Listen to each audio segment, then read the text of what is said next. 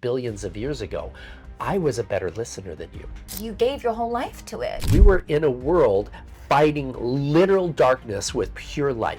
You've quit any kind of work so that you can dedicate every single day to the awareness of this and actually doing the tangible work. I stole Superman's girlfriend. Oh my God, you know that you... That's my mic drop. When I was ill, sick, in hundreds of thousands of debt, living with my mom, could barely function, suicidal. The last 5 chapters are all about liberating humanity. What does that look like? How do we free ourselves from this? Does this come just by pulling kids out of hell? Through the hard times, and then the reward at the end is so incredible when you get through that hard time. It was the largest child rescue mission in one day.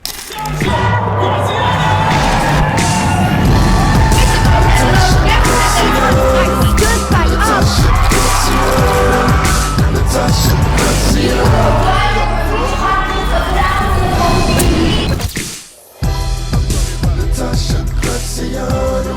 Natasha Graziano. Natasha Graziano. Natasha Graziano. Natasha Graziano. Natasha Graziano. Natasha Graziano. Natasha Graziano. Welcome to the Law of Attraction Secrets podcast, the #1 podcast for self-help in the U.S. Hey guys, welcome back to the Law of Attraction Secrets podcast. I'm your host, Natasha Graziano. Today in the studio, we have one of the most exceptional men on planet Earth. He has single-handedly moved the needle forwards for helping with child trafficking. He is the founder of multiple multi-billion-dollar businesses, and he is the exec producer of Sound of Freedom, the #1 independent movie. That's a tongue twister. The #1 independent movie in the world. Welcome to the show, Paul Hutchinson. Thank you, Natasha. Incredibly grateful to be here with you. Thank you for being here. I'm so happy that we made this work. I love you and your family, and I am so excited to spread the word of Sound of Freedom. For anybody that hasn't seen this movie, well, you are obviously living under a rock to start, but if you haven't seen it, go watch it. It's on Netflix, and I'm sure it'll be available in many different places at this point. It's about saving children and helping the awful things that are going on in the world around children and stopping those problems. And you have been at the forefront of this movement, and I just want to start, where did this start for you? Well, it started when I was in high school. You know, I was fortunate. I lived in a good home, didn't have any of that, but I didn't realize how dark the problem was until I was in high school. I was recruited to become the president of something called the peer leadership team, which was kind of a peer counseling. We went through a bunch of training, and I recognized at that point how many children, literally 1 in every 4 women that you know, have admitted that they were a victim of sexual abuse as a child in their own homes. 1 in 4 in their own homes. That's wild. And now the numbers, I believe, is much higher than that, because those who come to our retreats, we have 5-7 day fully immersive healing retreats that we run throughout Latin America. And we've found that number is closer to 50 to 70%, because most people don't even talk about it. And for men, it's a little bit lower. It's 1 in every 5, about 20% sometime in our life. But even them, 1/4 of them was under the age of 10 years old in their own homes. And so that's where I recognize it. But moving forward, you know, I had a company in my early 20s, helped people overcome anxiety, depression, PTSD, addictions, childhood trauma. And I recognized that most of those things, anger issues, PTSD, addictions, they came from unhealed trauma for most people. I sold that company for a lot of money when I was 29 years old. Wow. And invested in real estate. Built a very big company, over 4,000 employees, billions of dollars of assets under management, and about 11 years got a call from our Attorney General and recruited me to play a part in some undercover child rescue stings. Why do you think he chose you? A few things. Number one, I have a certain set of skills that comes from a previous life that makes me somewhat safe in a dangerous place. But more importantly, in this single operation, what had happened is there was a trafficker who had about 14 children that he was selling for horrible things, for sex and for organ harvesting, etc. And he had connections with a whole bunch of other traffickers. And their plan was they needed to get him to call them and bring all the kids to the same place at the same time so that they could do one sting and rescue them all. Because if they just took him out, then others would kind of step in. And so what their plan was is that I would fly in as a wealthy real estate mogul, which I was. My company was a real estate company. And because this guy had a piece of property that he wanted to develop into a child brothel sex resort. And he needed a few $1 million to build it out, kind of like a Jeffrey Epstein Island type Did thing. he explain to you what he was going to use it for, or no? Yeah. He told our undercover operators that's what he wanted to do. And so you had to play along and be like, okay, I'm going to come and buy this place. Exactly. So what the plan was is I would come down and negotiate this deal and say, listen, the only way that I'm going to fund this is under one condition. We're going to have a party in a couple weeks. I'm going to bring down my rich friends who are into this kind of thing. And if we're impressed with what you have, I'll fund your deal. So that was what the sting was set up to be, is for him to call, and indeed it happened. It was the largest child rescue mission in one day. He brought all the other guys in with the kids. Yeah, 124 children were rescued in that one day. And what happened to the guys? Well, they all went to prison. And what country was this in? This was in Colombia. So this was in Cartagena, Colombia. So the movie Sound of Freedom was we took 8 different rescue missions and put them all together into one storyline. And the Sound of Freedom shows the part. There was Jim Caviezel plays a part of a government agent. Yeah. And he calls halfway. He's like, the only way I can make this work is if I can convince Pablo. Well, I'm Pablo in real life. Pablo is a multi-billion-dollar fund manager who quits his job to go help fund the project and rescue the kids. And so that was my first of over 70 undercover child rescue missions. My God. And over the course of this time that you've been involved with this work, I think you've saved 70,000 children. No, it's actually bigger than that if you consider the awareness side. So through our foundation, the Child Liberation Foundation, and others that we have helped to fund, we fund a lot of other foundations and other rescues, etc. Over 7,000 children are now back with their families. However, there have been huge influencers, guys like Tony Robbins, who witnessed one of the rescues that I was a part of, that it motivated him to the point where he went out and helped his entire organization, and over 70,000 have been rescued because of his organization. But the Sound of Freedom movie, we knew we couldn't take millions of people to see what I had seen. Right. But we could help millions of people feel what we had felt. And so we knew that back at the time of Abraham Lincoln, it wasn't guys like me. It wasn't guys rescuing the kids that created the biggest difference. It was people like you.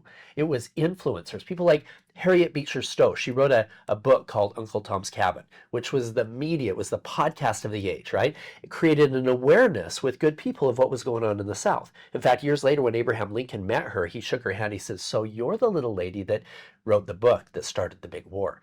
And so we knew that that's the only way we could make this work, is connecting with people like you, connecting with the general public. And so the over 70 million people have seen the Sound of Freedom, and hundreds of millions of children are safer because of the awareness that created. This is amazing. I love it. And talking about what you're doing with the Sound of Freedom, you also have your book, which just came out. I do. Congratulations. Yeah, it came out just a couple weeks ago, the Sound of Freedom book, true stories that inspired the film.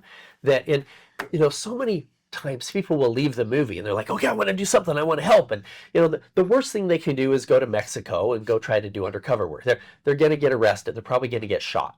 The best thing they can do is go home and hug their children. People are like, well, how does that help? Well, in the book gives very real things that parents can do to keep their children safe. The first section is the making of undercover operators, and it talks about everything from learning how to read a room, learning how to situational awareness, understanding how to see the signs in somebody who might be at risk or trapped, including signs in your own kids, etc.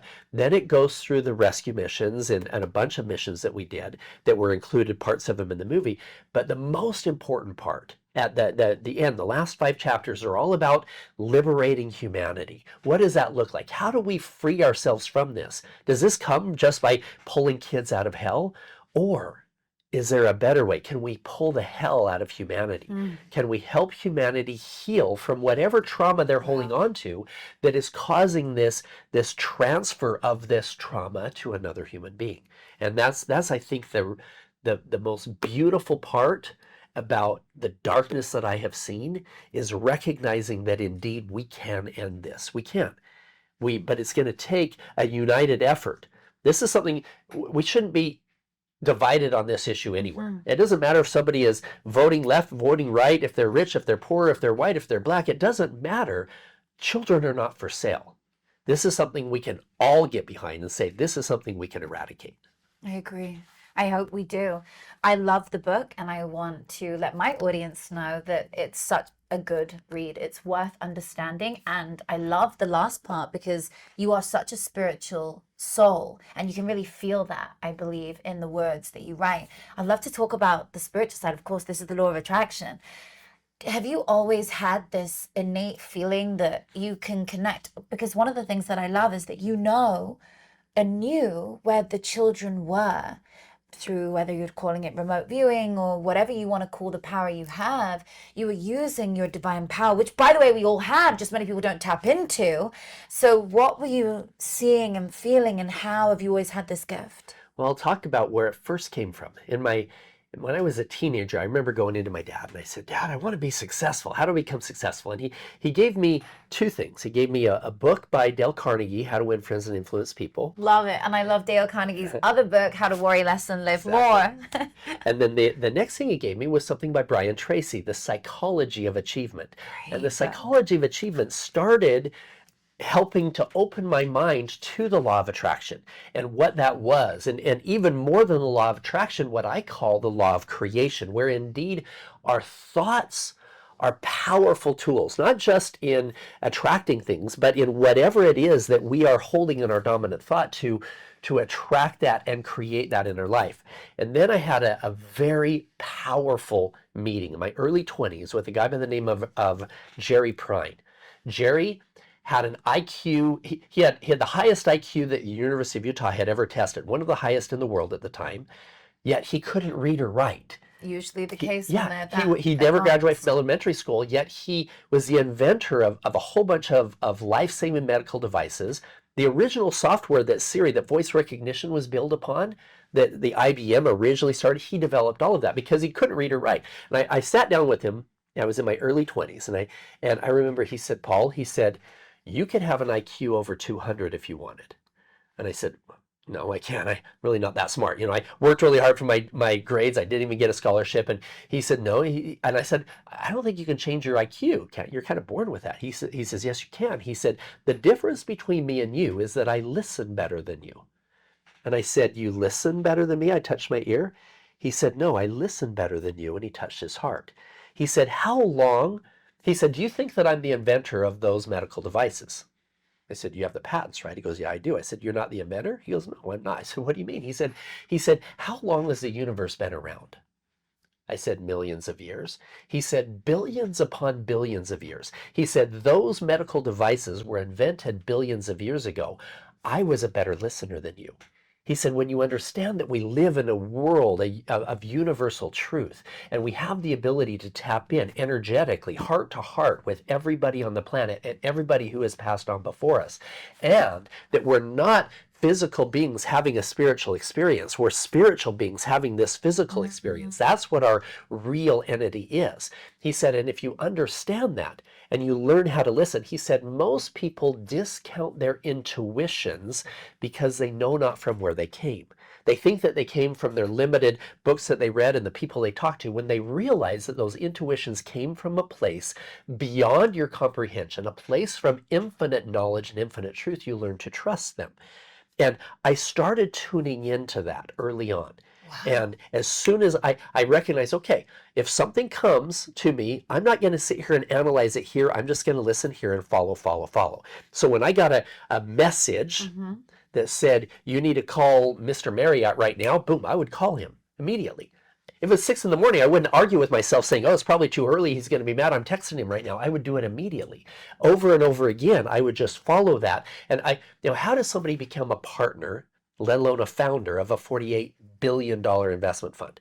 where you're not a University of Utah dropout. That's what I am, right? The only way that I can understand it is I tapped into certain divine principles that were force multipliers, a principle of charity, a principle of listening, a principle of the law of attraction and the law of creation. And I fine-tuned those in a way that was able to create something magical. Then, I had all the other hard skills, the physical skills and stuff, but most of the time when we were undercover, we weren't using hard skills. We weren't using knives and guns and fighting and whatever else. We were in a world fighting literal darkness with pure light. And the only way that you do that, the only way you can win a war like that is by tapping into that pure divine light. And I told some of my operators, anytime I had a new team, I said, listen, this isn't a religious conversation. I said, this is a divine connection conversation. I said, because these guys are like, I've heard you're really good at this. How do you do it? And I said, well, follow exactly what I say. First things first, I believe in a higher power. Most people believe in one, they call him God or the universe or Jehovah. I said, it doesn't matter. I don't care if you think that God is a man or a woman or a tree, whatever. There's not a divine creator of the universe that's okay with an 8-year-old being raped. No. Period. So it was easy for me to tune in to that guidance with that pure knowledge that we would be led. And there were many, many, many times that I could give you examples of being able to be led to where the children were, what we needed to do to keep our children, to keep our team safe, just like the divine principles in calling the right person at the right time when we were building the fund. This is so fascinating. So you would follow your heart, and have you always done that with everything in life? Like, I'm sure it led you to your beautiful wife, who I love. Absolutely did. I created her. I'm sure. No, I did. She's pretty beautiful and amazing, and she's very powerful herself. So do you feel that the two of you potentially telepathically called each other in? So she was working on her own. I'm looking over there, guys, because she's sitting there. And, you may have called her energy in, and she called yours in, if you want to go into a deeper form. In every way. So here's what happened. So I was friends with Tony Robbins for a while, still am. And, he had invited me to bring a couple celebrities to one of his events. And we were front row. I mean, we have like the Kardashians behind us type thing, right? We're in the very front row. And he had this part where in his UPW event where he has you visualize this law of attraction thing, visualize what it is that you want to create in your business life. And he takes you there emotionally, and he has you write down in detail what it feels like, what it smells like, all of these feelings, this energetic, this emotional roller coaster of taking away from you and back. And I realized I had used those principles in creating a multi-billion-dollar company. I had used those principles in finding the kids. I was on my second marriage headed for a divorce. I had never used those principles in attracting the right woman to me. And so I wrote down the name of my wife at the time. I was really wanting to make things work. And so my relationship with, and I wrote her name is, and this is how she shows up for me. And 15 minutes into it, I felt this overwhelming feeling that said, Paul, you can create and attract whatever you want to, but you can't affect the free will of another person. Interesting. So you don't believe we can change them No. in a way without telling them you need to change. That's totally up to them. So I changed it to my relationship with the woman in my life is, and this is how the woman in my life shows up for me, and this is how I show up for her. All of these details. So I didn't put a very specific name and a face on it. And the truth is, we should all do that. If I fail to be the man in her life that she wants, if she fails to be the woman in my life that I want, that's okay. As long as I'm super clear with the woman in my life that I want, I'll attract that. So we work every single day. In fact, we get remarried every year. So beautiful. Can I come to the next one? Absolutely, because it's not just a celebration of the old marriage. No, we get remarried every year because we ask ourselves, am I still in alignment? Is this person still in alignment with everything I'm believe creating? in that. I've said I'm going to do that in my next one. I'm going to recommit to my partner every single day wake up and be like, you ready to do this again? We're going to have days where we'll be like, fuck no. Exactly. But after that, we'll get to the point where it'll be a year in and we're going to do a recommitting ceremony. And I love that you guys genuinely do that and get remarried. That's such an inspiration to your own family. Well, and I have to tell you my best part. Yes. Oh, wait, there's more. Tell me more. This is my best part. So Henry Cavill. Henry Cavill is the actor who plays Superman, right? Superman, Batman. He's got the I know he's who got you the mean. pecs, Yeah, you know, yeah. Mr. GQ, right? So Henry Cavill was at her work almost every day for like 2 or 3 months. Why? They started to date. Nothing big in public. They went on that's like 3 or so 4 dates. And then she met me. I stole Superman's girlfriend. Oh my God, you know That was my mic drop. You know he's been very excited to share this. Oh my She would God. say That is quite an achievement. on her phone, he had his name as Henry Cavill, my future husband. I changed it to Henry Cavill, the fake Superman. Oh my Right? God. And this is the real, and it actually is the real Superman. So that's what she would say. If she was up here with us, she would say, I attract that. Literally, her password when she was in elementary school was Superman.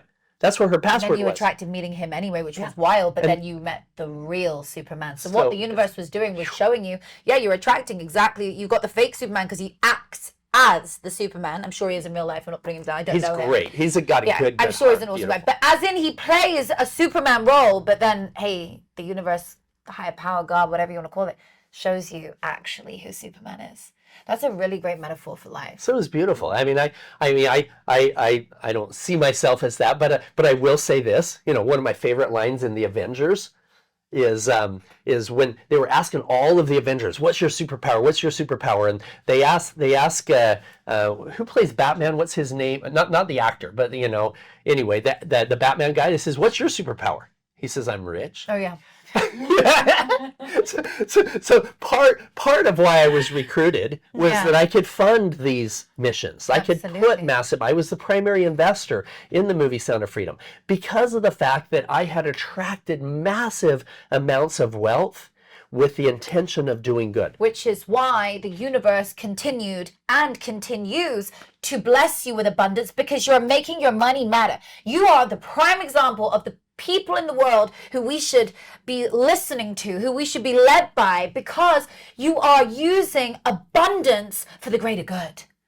Even with the abundance that I have, and it's nowhere near billions, I still went on to build my first school in Guatemala. And my audience know that. I did that with the charity called Pencils of Promise. I built my first school, the Graziano School in Guatemala for 600 children. It's in Mazatenango. I'm so excited to go back out there and see it soon. And it's, you know, it's amazing that we can do this. You don't have to wait until you're a billionaire to do charity. Well, here's what's beautiful about that. So in my early 20s, I had a mentor that said, Paul, the average person donates 2% of your money to charity. He said, if you want to be infinitely more successful, choose a number that's not 2%, it's 10, 15, even 20%. And I said, well, yeah, that's why I want to be rich, so that I can be charitable. Wow. He said, no. He said, you need to be charitable so you can be rich. I said, what do you mean? He said, start now. He said, start now. Now, I was earning like $2,000 a month. I said, you want me to start giving away money now? He goes, yeah, give away 20% right now. I'm like, 20%? I said, I have to give away $400. I have to live on $1,600. I can barely live on the $2,000 I am right now. He said, I'll promise you this. He said, you can call it karma. You can call it the universal law of exchange. You can call it God. He said, you can call it whatever you want to. There's a higher power very interested in us doing good. And for the audience that, you know, if people are either Muslim or Christian or Jew, if they believe in the Old Testament, the last book, the book of Malachi, talking about giving away at least 10% to charity, it says, prove me now herewith if I will not open you the windows of heaven that there will not be room enough to receive it. That's the only place in the entire Bible that specifically talks about giving away charity and the blessing from God, the blessing from the universe for that charitable thing is the windows of heaven. So I thought, okay, if I want the windows of heaven to be open to me, I probably should start that right now. And I did. And so I remember donating, 20%. And I'm like, okay, I'm giving it to the guy on the side of the street who's asking me for drug money. Am I really making a difference?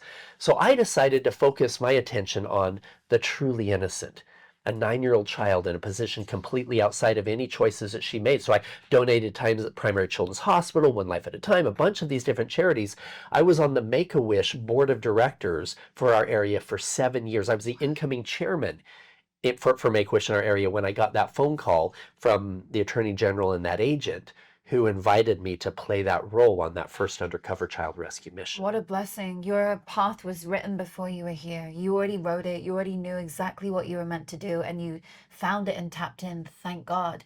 Because what would we do without someone like you? Rescued so many kids and continue to, and the awareness of this movie will go on. In fact, I'm going to ask my audience today, if there's anybody out there watching this show and you feel the energy and you can clearly see, and maybe you've seen the movie and you can see the good it's doing in the world, maybe you today will spread that awareness. This show, you can send to a friend, you can send to somebody and show them this exact episode and to tap in. If you want to go even further, go and send the movie and the book to somebody that you know. Think about someone with children. Maybe you've got a few friends with children.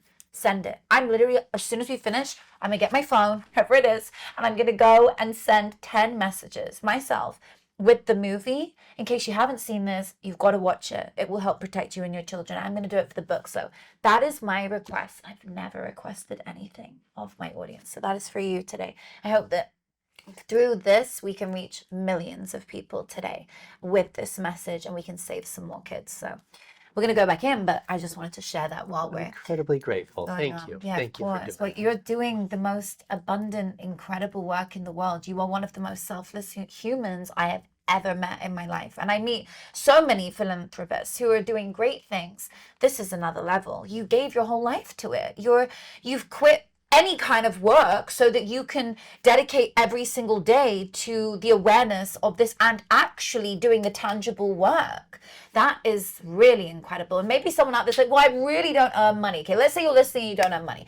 For that person, Everybody earns some money. some money. If not, then you probably should be. Because that's where the law of exchange happens. You create value in the world, and that value will come back to you. Yes. And then you find ways to create more value with it. Also, somebody who perhaps it wants to go another step in another direction, you could go and do the work physically. You could go and join a charity and get on the ground and go into the missions. So there's two different ways of doing it. Either give your time or your money. And there's things that parents can do right now in their own homes. Here's the thing. Yes, there's 10 to 12 million children in trafficking. That's a huge number, and we're working on eradicating that. However, the problem with that comes from broken people, right? It is men and women who, most of our traffickers were trafficked themselves as children. A lot of our perpetrators that we arrested were victims themselves. And so how do we fix that with the children? We need to heal humanity. And in order to do, and this is some really important statistics here, okay?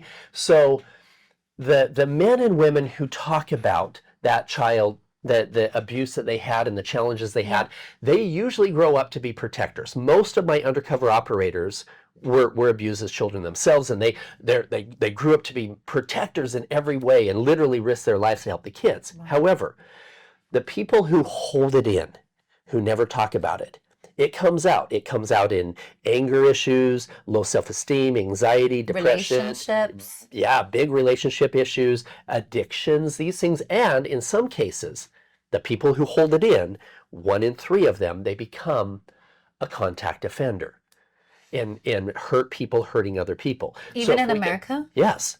So this is why it's so important to just let it out. The fact, when somebody lets it out, when somebody says, hey, this happened to me, the chances of them passing on that trauma goes way down to almost nothing compared to the 1 in 3 that hold on to it. So because it gets infected, right. It's, super heavy to hold. And so, a lot of men are like, oh, I don't want to talk about that thing that happened to me when I was 8, it'll make me less of a man if I talk about that. No, it won't. You were 8. That was a horrible thing that happened by your uncle that, whatever it was. And just the act of talking about it and then getting the help. And that's what we do. We part of liberating humanity is giving them the healing tools they need. And so on the Liberating Humanity website, parents can get information on how to keep their kids safe, how to have those talks with their kids, how to read a room, all of these things. But there's also information on different types of healing modalities, everything from breath work to meditation to even plant medicine tools that are incredibly effective at helping people break free of anxiety, depression, PTSD, addictions, and childhood trauma. Well, that website, we're going to put a link below because I know that is going to help many people. And in fact, there's so much trauma inside all of us, not just from if they've had that kind of sexual abuse. We all store trauma from usually our formative years between the age of 0 to 7 of things that have happened to us, even so little as somebody saying, I don't like you. Exactly. I don't choose you. And we need to learn to release it. Only recently when I've been doing therapy, and I've been not normal therapy, not where I go every week and I talk about the shit. No, as in deep dive, holistic, like a whole other level of like really tapping into the emotion, cognitive, behavioral, something or other. Like it's just loads of these things where your brain is going into, it's really hard to actually allow it up. And you almost start to fall asleep when you do it because your brain wants to tap out, but you're allowing the emotion and the trauma to come up. And I didn't know how much I was storing. I couldn't believe it. And then I started to understand, oh my God, that's why this happened. That's why I had the illness I had when I had the autoimmune disease. That's why the next autoimmune disease came. That's why all these, so then I started to understand all these years I've been suppressing emotion. When you suppress emotion, you literally put your body in dis-ease, which is disease. So I started to realize, and now I'm able to get it out.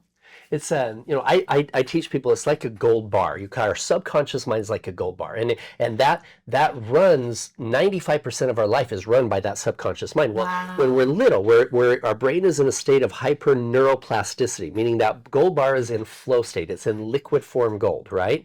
And if anything happens, if something horrible happens, your uncle rapes you, whatever, that gets buried there, or even something simple like your dad says you look fat in that dress, whatever it is, those things get embedded into this gold bar. And then after that neuroplasticity starts going away, now after 9-10 years old, it takes 21 days to create a new habit, right? And it's like chiseling the edge of that gold bar, right? Trying to create a new habit. But that's just smoothing out the edges of it. If it's buried inside, then sometimes 10 and 20 years worth of therapy don't get it out. And you have to use holistic tools.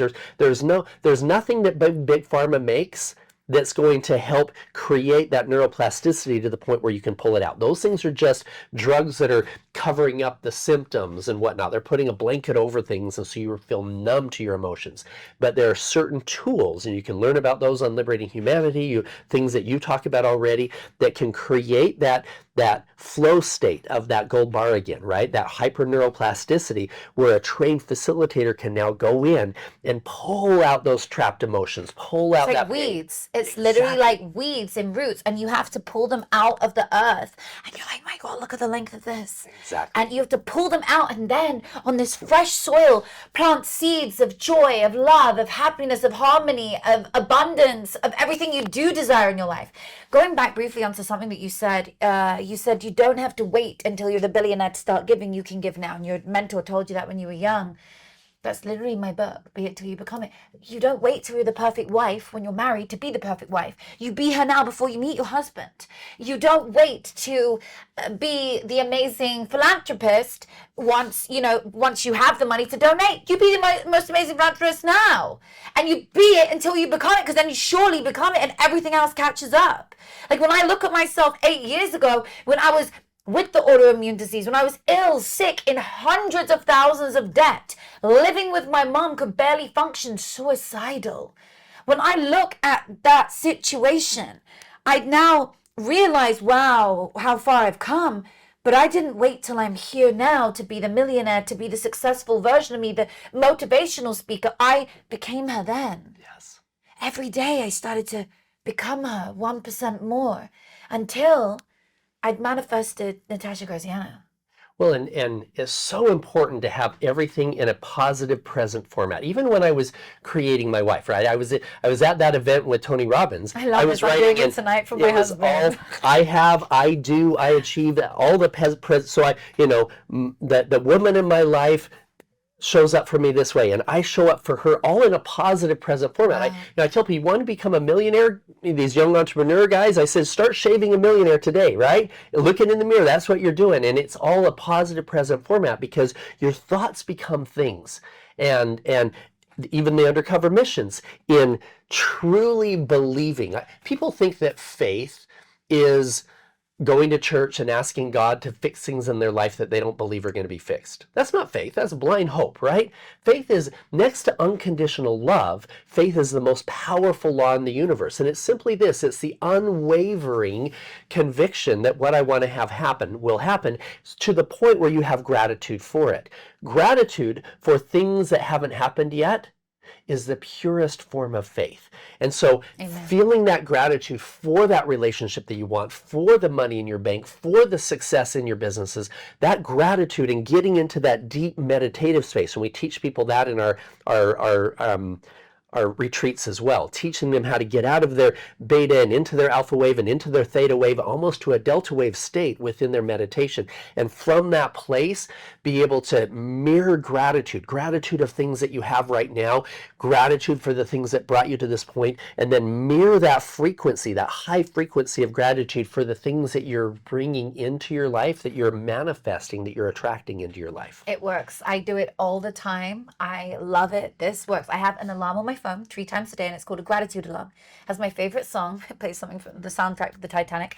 And as soon as it goes off, in fact, it will probably go off at some point soon. And I don't mind where it goes off. I've been in court. I've been in different places, and I'm like, sorry, we all need to pause and do this. And obviously I wasn't allowed to do it in court. But I was gonna try, but someone would have done it.